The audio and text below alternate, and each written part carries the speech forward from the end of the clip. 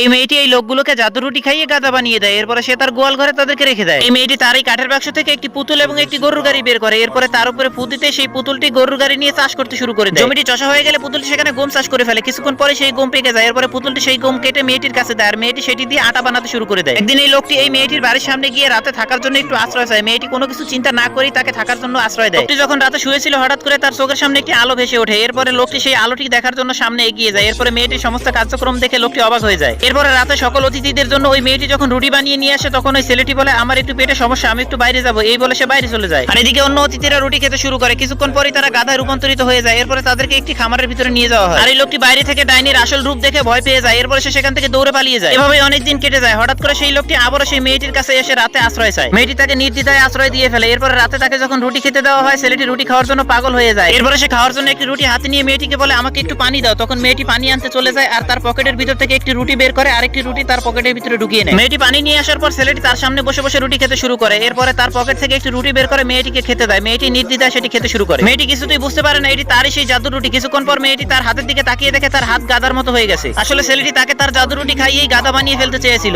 এরপরে মেয়েটি যখন পুরোপুরি ভাবে গাদা হয়ে যায় তখন ছেলেটি তার পিঠে চেপে এদিক সেদিক ঘুরে আর মেয়েটি তার পাপের শাস্তি পেতে থাকে।